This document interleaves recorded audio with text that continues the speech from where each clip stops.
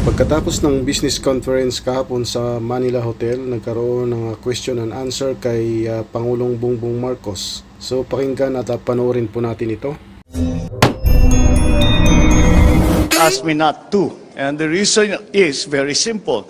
There are things that the President can do that the Secretary cannot, especially because precisely the reason that you gave. The problems are so difficult that it will take a president to change and turn it around. Very deeply embedded ang mga problema na natin sa agrikultura. Ito ay nangyari sa napakaraming taon, kaya hindi ganun kabilis, hindi ganun kadali na ibalik sa ating magandang sistema dati. Kaya I think I am still needed there. So I think when we are able to say that the DA's functions are properly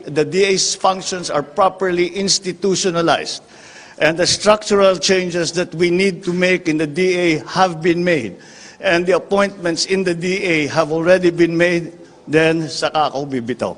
Because then they don't need me anymore. They don't need the President heading the department. Next question, Ms. Eden Santos of Net25. Okay. Good evening po, Mr. President. Good evening. The Duterte administration canceled the chopper deal with Russia po, but now Russia wants the Philippine government under your administration to honor the deals.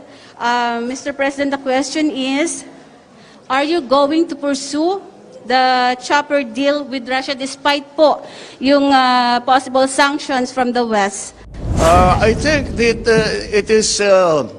it has already been determined. It was already determined by the previous administration that that deal will not carry through, will not go on. Meron na tayong ginawa. We have already the deal with Russia was for some heavy lift helicopters, and now we have secured an alternative supply from the United States through the manufacturer Poland. In any case, meron na tayong kapalit. So, unfortunately, we made a down payment that we are hoping to negotiate to get at least a percentage of that back. But the deal as it stood, maybe at the beginning or in the middle of last year, has already been cancelled, and we have, as I said, secured another alternative supply for those helicopters that we need. Tuesday New of Disa Double B. Thank you, ma'am. Magandang gabi po, Mr. President. Magandang gabi sa'yo. Opo, mayroon pong nagsampa ng petisyon sa Korte Suprema, kaugnay po noong pinirmahan ninyong batas, specifically po doon sa postponement ng barangay elections this December. At ang punto po doon sa petition ay parang sinasabi po ni Attorney Macalintal na yung nangyari po na yon ay labag sa saligang batas dahil parang itinatalaga na raw po ninyo yung mga barangay officials, which supposedly dapat po ang mga barangay officials ay ine-elect at hindi po yung appointed. What's your take on this po, Mr. President? Well, we have sufficient precedent for the postponement of barangay and SK elections.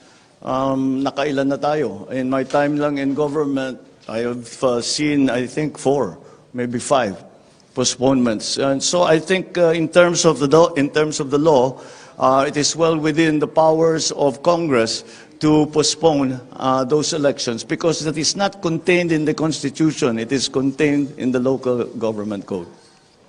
Last one, Ms. Joyce Balancio from DCMM.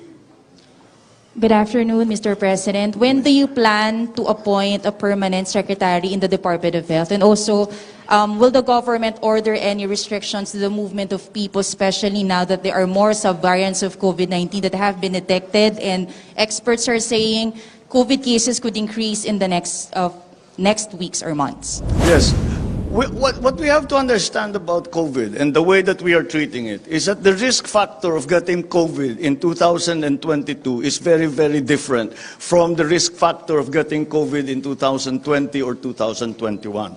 And that is indicated by the hospitalizations and the rate of the death.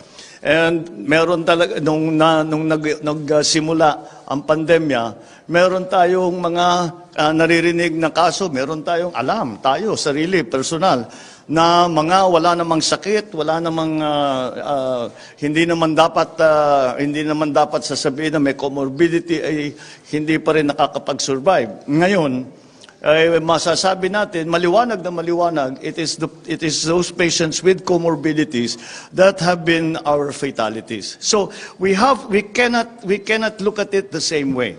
And that is why we still have, it is the same situation that I have in the Department of Agriculture.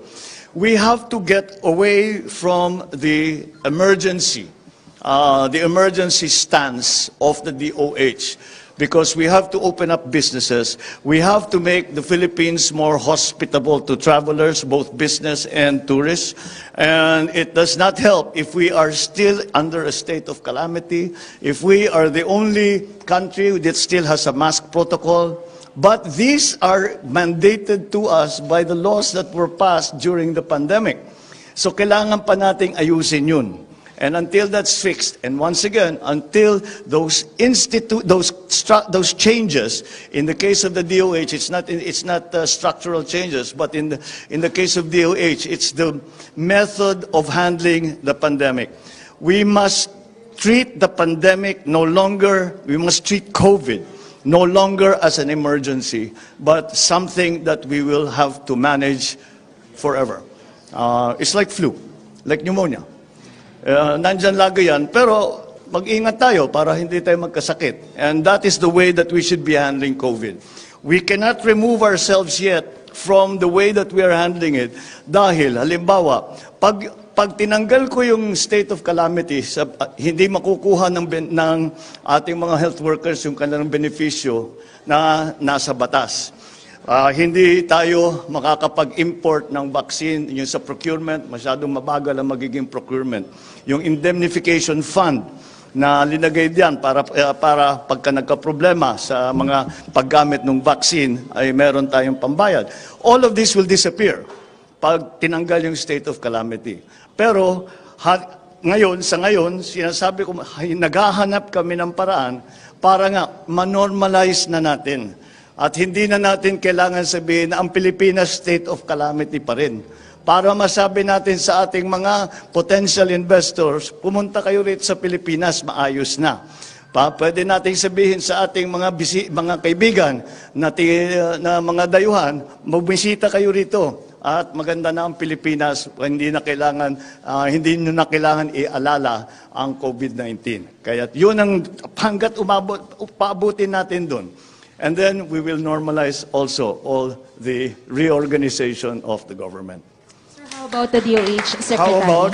The DOH Secretary, when do you plan to appoint a permanent secretary? Of The DOH, since OIC pa lang po meron. when that happens, when what I just explained happens, the same as DA, na maayos na, normalized na.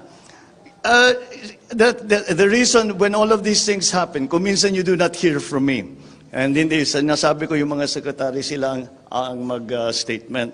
The reason is, I want people to understand that this is the government's work. Not everything is a crisis. So, inormalize natin ang trabaho ng gobyerno. That is what I am trying to do. So that everyday functions are fulfilled every day. Without fuss, without bother, without gulo, without fixers, without paying. Yan ang inaayos ko. So that is what I'm hoping to get to that point, especially in the DOH and the Department of Agriculture. All right? Thank you, Mr. President. Thank you, Malacanang Maraming Press Corps. salamat. Thank you very much. Maraming salamat po sa inyong panonood. Patuloy po nating panoorin at suportahan ang mga video sa channel na ito. Mabuhay po kayo and God bless po.